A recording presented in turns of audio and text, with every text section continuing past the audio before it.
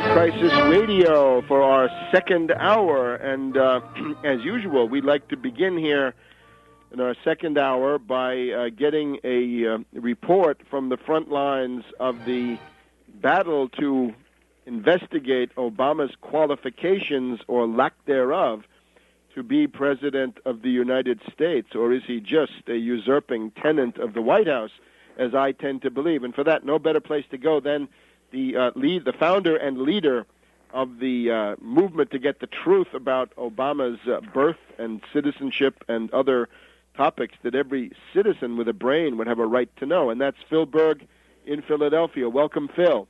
Welcome. My pleasure to be on again. Nothing directly new to report. We have not had a decision yet by the court in our Third Circuit Court of Appeals. That's where they canceled the oral argument right before and said they would decide the case on the briefs.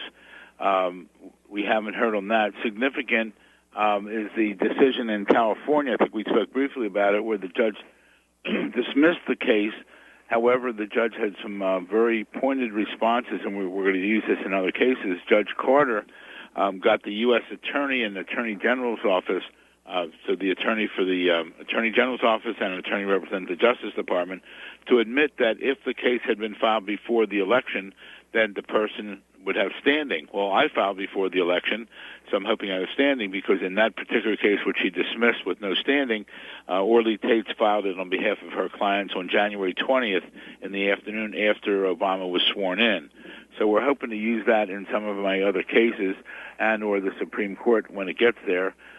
We feel confident that we should have standing, especially now with the admissions by the U.S. Attorney's Office and the Justice Department attorneys. I have two other cases pending in the Court of Appeals of Washington, D.C. Significant is the crowd of people that came out the other day against the health care package. It's about 20,000 people in Washington, D.C. I'm trying to make inroads to the Tea Party people. It's a shame some of the leaders of the Tea Party don't want anything to do with the birth certificate issue, and I'm raising a question to them. You're complaining about taxes. You're complaining about programs that Obama's pushing. Think about it for a minute. If Obama doesn't belong there, as I state he doesn't, if he's a usurper, and you knock him out on that level, all these other issues fall by the wayside, because I believe everything he's doing is void or voidable. But what happens is you get some of these leaders of the different groups, and they only think of themselves. And I don't do that. Like I've told you many times, I don't care who crosses the finish line. Let's all work together. So my goal right now, though, is to raise the public awareness. We're getting more and more people involved.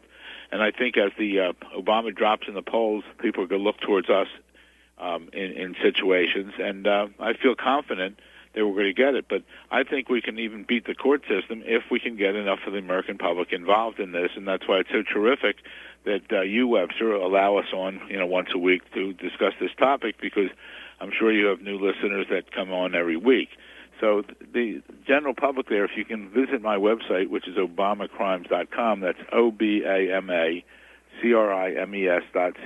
obamacrimes.com, that's the best place to go for the most up-to-date information. Please go, when the show's over, go to my website and spread it to everyone in your address book. It doesn't cost you any money. Please do that and ask them to spread it to everyone in their address book, because we have to get people involved. If we get more and more people involved, then we can accomplish what's essential here. And we could I really think we could force Obama out of office.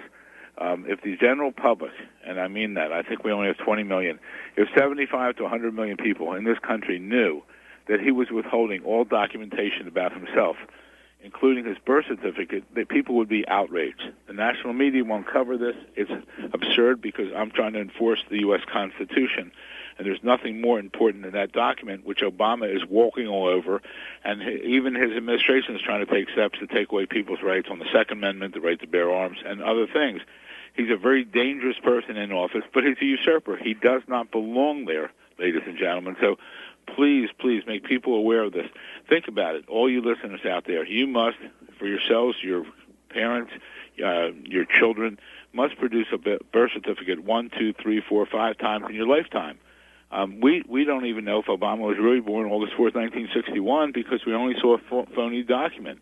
But you listeners out there need a document. You need it to register for Little League. You need it for a passport. You need it for baptism. You need it for a marriage. You need it for selective service. Different requirements in different states. You need it for applications for college or financial aid. So why shouldn't he produce? And I'm sure I stated it before on your show, but again, the best thing, about a month and a half ago, I received an email from a woman in Texas who thanked me for everything I was doing and related a story. She said that her nephew, she registered her nephew for school. At the end of the registration period, the nephew said to the principal, "Can I ask you a question?" The principal said, "Sure." He said, "How come I have to show my birth certificate to register for school when Obama doesn't have to show it to be president?" And this is from a 13-year-old. So wake up, America. This is how they're undermining our nation.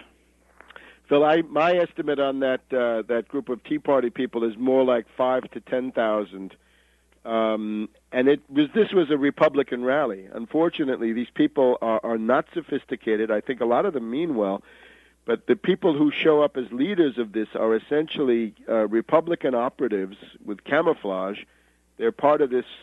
It's between the lobbying firms and the public relation firms. They have these front organizations that show up with titles like, Citizens for Blank or Patriots for blank blank, and that's who seems to run the show. Anyway, the only speakers they had were Republican congressmen. They had no Puma Democrats. They had no Ron Paul people.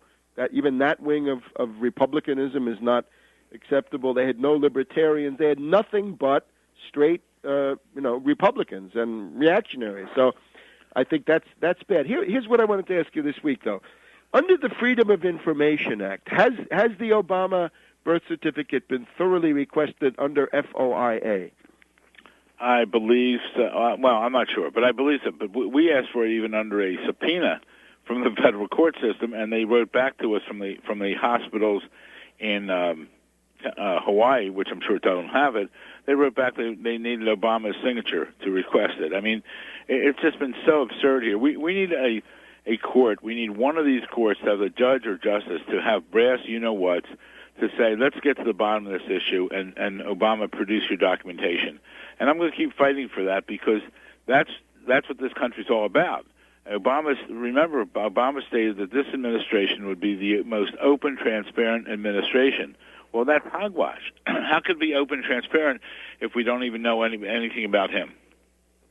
Well, I would recommend taking a look at FOIA, because I think you put in a first request and they deny it, then you appeal that request and they deny that, but then you have the chance to sue them. And a civil suit under the FOIA in regards to the state of Hawaii, it seems to me that might be promising. It's also possible that the Hawaii state FOIA statute, or Freedom of Information, or whatever they call it, might be more inclusive than the federal one, right? It varies from state to state. Some of them are worse than the federal standards, but some of them are better, and Hawaii might actually be better. And I think under FOIA, you automatically have standing.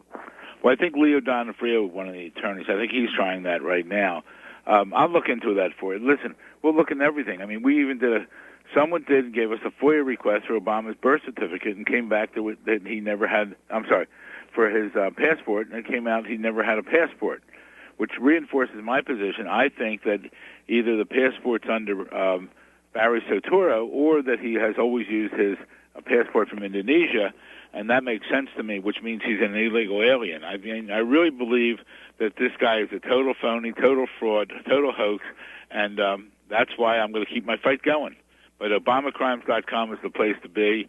I hope to give you, some definitive answers soon. But I feel good that the Justice Department basically said we have standing.